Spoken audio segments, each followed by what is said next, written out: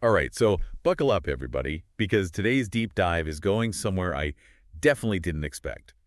Canine Megaesophagus. And, well, let's just say a surprising new treatment you sent my way that really caught my eye. Yeah, it's not every day you see Viagra for dogs and think, oh, interesting medical research. You can say that again. My eyebrows practically disappeared into my hairline. Yeah. So, maybe we should back up a step. For anyone who, like me 5 minutes ago, isn't quite sure what megaesophagus even is. Right, of course. So in the simplest terms, it's a condition where the esophagus, that muscular tube connecting the mouth to the stomach, basically loses its ability to move food down efficiently. So, like, picture a tube that's supposed to squeeze food down with those muscle contractions, but it's like the signal's not getting through. Exactly. It's like the muscles forget how to do their job properly. And the thing is, this can happen in dogs of any age. Oh, that's right. One of the articles mentioned some pups are actually born with it. That's rough. It really is. Congenital megaesophagus, we call that, and the causes for it can be quite different from the kind that develops later in a dog's life. But whatever the cause, the consequences for these dogs, it's tough. That's what really stuck with me in these articles, honestly. Imagine your dog, who normally goes blonkers for mealtime, suddenly can't even keep food down. It's heartbreaking. It is. And the research painted a pretty stark picture. Malnutrition, dehydration. I mean, we're talking about a basic need here. And beyond the discomfort, because of all that regurgitation, the food coming back up, there's a very serious risk of aspiration pneumonia. Basically, that's when food or liquid ends up in the lungs. Oh, right. And that can be fatal, can't it? Absolutely, it's a major concern. That's why finding an effective treatment is so crucial for these dogs. And it sounds like what we've tried in the past, while helpful, isn't always a long-term solution. Yeah, the articles you sent mentioned special diets, adjusting feeding positions. These are all super important, don't get me wrong. They can make a big difference in a dog's comfort and help manage the condition, but But they don't solve the underlying problem of the esophagus not working the way it should. precisely. Which brings us to, well, I think you're eager to dig into that part, aren't you? Oh, you better believe it. This is the part where I had to go back and, like, triple check the article title. We're really talking about Viagra here. The little blue pill for dogs. Yep, that's the one. It's definitely not your typical veterinary medicine. You think, okay, before my brain melts, maybe we should break this down a bit. Right, of course. So, first things first, we're actually talking about sildenafil, which is the generic name for Viagra. Okay, that makes sense. But still, how on earth, I mean, who looked at a dog with megaesophagus and thought, you know what this pup needs? Sometimes it's not so much about making a leap as, well, connecting the dots in a way no one thought of before. All right, so connect the dots for me then. What does sildenafil do that could possibly help with this? It all comes down to what sildenafil does at a molecular level. See, it inhibits this thing called PDE5, which, bear with me here, it's about to get cool. Trust me, I am so here for the cool science. Lay it on me. So, by inhibiting PDE5, sildenafil actually leads to an increase of another molecule in the body, cGMP. Now, cGMP, that's the real MVP here because its whole job is to relax smooth muscles. And last time I checked, the esophagus is basically one big old smooth muscle. Bingo, you're catching on quick. Hold on. I'm trying to wrap my head around this. So Viagra, Okay. it's known for relaxing smooth muscle. And relaxing the esophagus is kind of the whole point here. You're getting warmer. But there's a specific part of the esophagus we're interested in here, the lower esophageal sphincter, or LES for short. LES. Okay, like the bouncer at the club, making sure nothing gets in that's not supposed to. That's a great way to put it. The LES is that doorway between the esophagus and the stomach. Now, with megaesophagus, that LES, often way too tight, like trying to get into the most exclusive club in town, nothing's getting past. But sildenafil, it relaxes that LES, lets the food through. Exactly. Instead of a muscle traffic jam, things start flowing the way they should. Okay, now that is just wild. But hold on, we got to talk about what this actually looks like for the dogs. Right. Did it actually work? That's the million-dollar question, isn't it? And thankfully, the early results are looking pretty darn promising. Tell me we're not just talking about a handful of dogs, though.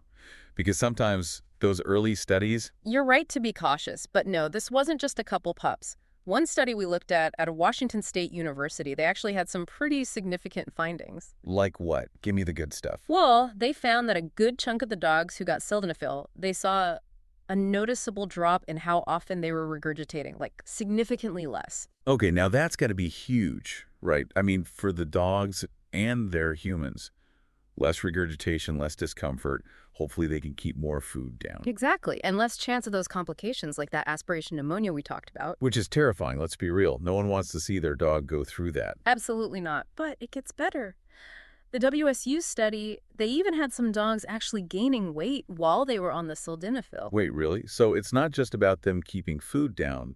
They're actually absorbing the nutrients. That's what it's looking like. Yeah. Because the food's actually making it to their stomachs where it's supposed to be. They're finally able to digest and, use that energy. I bet that was music to the researchers' ears, seeing those pups put on some healthy weight. Oh, they were over the moon from what I read. One of the articles even mentioned how surprised the researchers were. Like they weren't expecting quite that level of improvement. Which just goes to show, right, there's always something new to learn. But we gotta be real, this is just one study. Sildenafil's not a miracle cure. Right. It's way too early to make those kinds of claims. We need more research, bigger studies, longer-term data. Exactly. Speaking of long-term, though, gotta ask the question on everyone's mind. Side effects. Of course, that's always the balance, right? Especially when we're talking about our furry family members, we want them to feel better, not worse. So what's the good news on that front? What did research show? Well, the good news is that, at least in the studies we've got so far, sildenafil was generally well tolerated, particularly at the dosages they were using for Megaesophagus. Very few side effects reported, and even those were pretty mild. That is reassuring to hear. But I imagine getting that dosage right is going to be key here, right? Yeah. One size fits all probably doesn't apply. Not a chance. That's where working closely with your vet is absolutely critical. They're going to consider all the individual factors. Your dog's size, how severe their megaesophagus is, any other health issues they've got going on. It's about finding that sweet spot, the safest and most effective dose for your pup. So as much as we love a good, simple solution, seems like managing megaesophagus, even with this potential new tool, it's still a multi-pronged approach. 100%. It's about giving these dogs the best possible support, and sildenafil, it's just one piece of that puzzle. The research you shared, it made that really clear. Those other management techniques we talked about, they're still super important. Diet, feeding position, all of that. Because sometimes it's about more than just a medication. It's about making it physically easier for them to eat. Exactly. Like imagine trying to swallow a mouthful of dry kibble when your esophagus is basically rebelling. Not going to end well. Yeah, no thanks. So we're talking about making some adjustments there. For sure. Liquid diets can be a game changer for some of these dogs. Or even just switching to a more smoothie consistency with their food. Makes a world of difference. And then there's the actual feeding process. Oh, right, like those raised food bowls. Right. Letting gravity do some of the work. Precisely. Anything to give gravity a helping hand. And smaller, more frequent meals, that can make a difference too. Instead of overwhelming the esophagus with a huge load, it's like, okay, little bits at a time, you got this. It really makes you appreciate how complex something as basic as eating really is. It really does. And how much we still don't know, which is what makes this whole sildenafil thing even more mind-blowing when you think about it. No kidding. Who'd have thought that a drug developed for, well, let's just say a completely different purpose, could end up helping dogs with this serious condition live better lives? It's remarkable, really. It speaks to the interconnectedness of things, and it makes you wonder what other unexpected treatments are out there just waiting to be discovered for both our furry friends and for us humans. That is a very good question, and a perfect place to leave things for our listeners to ponder. This has been an incredible deep dive, truly, from what even is megaesophagus to exploring a potential new treatment that, let's face it, no one saw coming. Thanks for taking this journey with me today. This is why I love doing what we do. Anytime. The surprises never end, that's for sure.